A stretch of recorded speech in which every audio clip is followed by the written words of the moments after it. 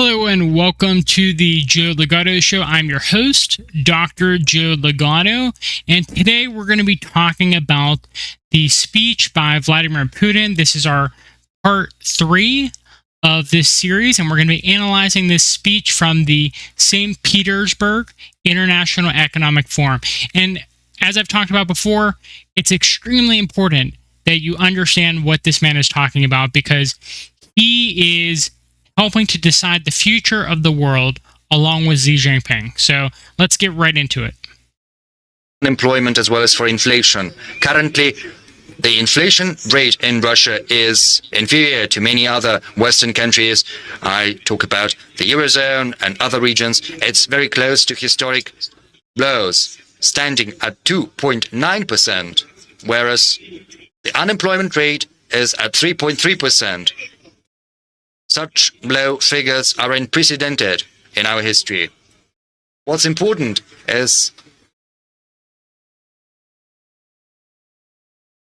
So he's talking about the history of the Russian Federation, which started after the collapse of the Soviet Union.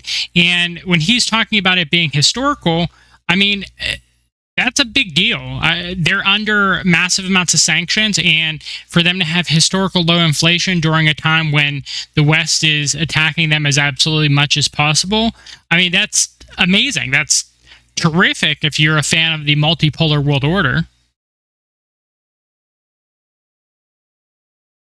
That a stable macroeconomic situation has turned into our competitive advantage, as well as an important driver of our growth. And I have to tell you that inside our political discussion in previous year, there were many reproaches addressed to the government. Why cling to this macroeconomic parameter? So he's talking about the situation being an advantage, and that's a huge deal for any other countries listening in. And there are a lot of countries at that forum directly, and there's a lot of other people from other countries watching this. And so the fact that they're showing as a producer nation that you could decouple from the West's economic order and you can do better. I was reading about and hearing about how the new owners of McDonald's, the Russian owners of the McDonald's, because McDonald's left Russia, and so all the previous McDonald's got taken over by a new group. They're doing better than ever. They have better sales than ever. And so we're seeing that when you decouple from the West, it's not the end of the world. In actuality, it allows you to be an autonomous, sovereign nation with agency, and it can rejuvenate the national spirit of the nation. And so this is really historic, and he's mentioned historic too, but it truly is, because all these other countries are watching and saying, well, wait a minute, maybe we don't have to be a part of the Western economic world order either. Parameters, you've got to be bolder, take action. Practice has demonstrated that it was not in vain that we were seeking that macroeconomic stability. Taking advantage of fiscal tools and monetary instruments, we've managed to prop up demand and economy, thereby providing work to our enterprises and companies and avoiding prices from spinning out of control. And in future, we will tailor the macroeconomic policies to real conditions. And the prices spinning out of control. The Russians have a memory, a very recent memory of what happened after the collapse of the Soviet Union. They were all rose-tinted glasses. Oh, we're going to join the West. It's going to be really good. We're going to have all the things of the West. And the shock therapy that Western oligarchs implemented on Russia, where they just pillaged the resources, destroyed the economy of Russia, Russia remembers that. They remember that they have to be resilient in the face of that. They have to have stability in their economy, and they know that. China knows that, and other countries throughout the world are also learning that. And also keeping in mind target inflation rates, just as we used to do last year and during the pandemic, when the demand and economy started to dwindle. And to prop it up, we increased the deficit of the budget up to 3.8% of the GDP, even though the ensuing year there was a little surplus of 0.4% of the GDP in our budget. I would like to point out that currently our public finance is well balanced. Yes, there is a small current deficit of the federal budget, but it's largely due to the carryover of scheduled expenditures to an earlier date. We did it deliberately in order to accelerate the pace for implementation of government-run and regional programs. Certainly, we have required additional funds to reinforce our security and defense and to purchase weapons. We have to do that to protect the sovereignty of our country. And in general, I can tell you that even from the economic standpoint, it proves to be reasonable. A couple of words about the dynamics of revenues from non-oil and gas revenues. From January to May, they grew by 9.1%, which is higher than expected. Okay, so what he's talking about here is the West has viewed Russia as a gas station masquerading as a country, and now we're saying that actually Russia is able to diversify its economy, and other countries are watching this. They're looking and saying, well, wait a minute, they grew by 9.1% during a time of essentially fighting the entire West and being decoupled from the entire Western economic order. Maybe we could do the same. Maybe we could diversify their economy. And countries that are really important are watching this, such as Saudi Arabia, who is trying to do the same thing as Russia. So Russia trying to diversify away from oil, and Saudi Arabia doing the exact same thing, trying to diversify away from oil. And they're saying if you decouple from the West, if you take a combative stance towards the West, you can actually do very well, and you can further diversify your economy. So not the best message that the West wants to be sending out right now, but that is the message that you can clearly take away from the Russian situation.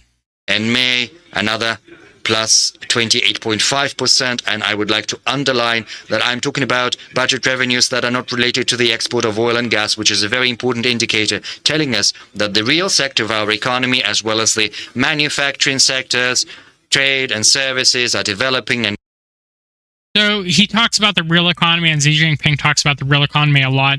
It's about producing tangible goods. So you're extracting resources from the earth, you're manufacturing goods, so there's some services involved in there as well.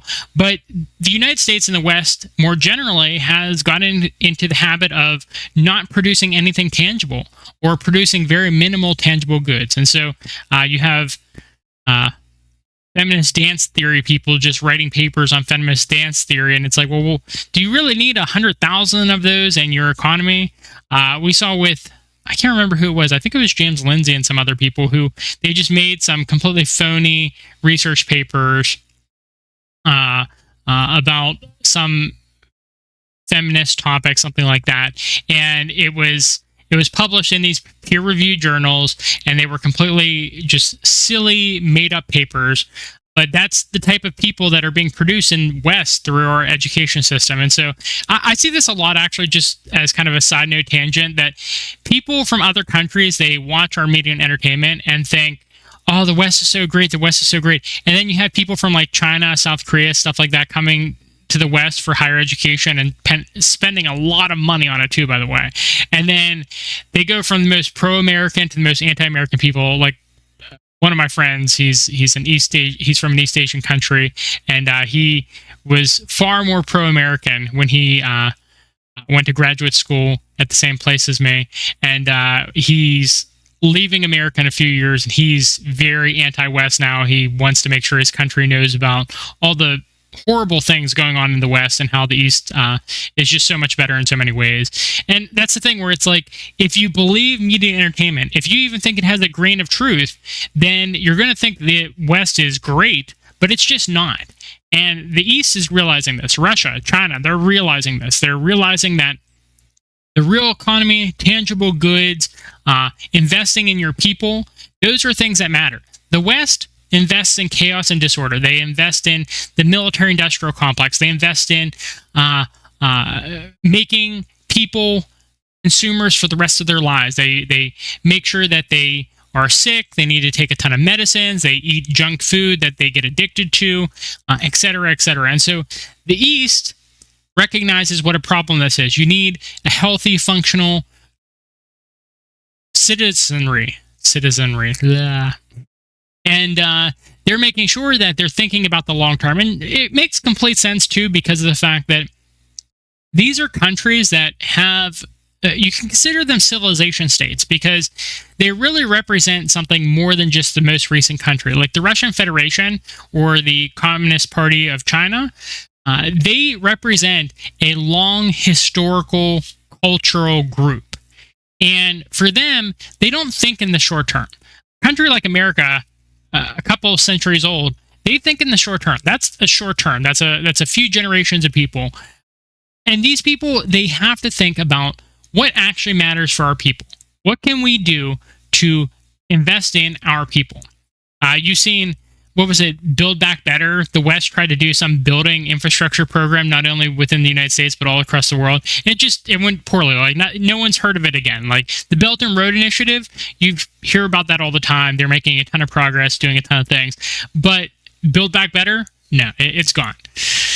So I think that's a good stopping point. We only made it a couple more minutes into this video, but I mean, this is such a content-rich video that I'm going to be analyzing this piece by piece by piece for multiple different parts. So if you liked what I've said for these first 3 parts, feel free to come back for the 4th part, which we'll be going over and which will be released in a little while.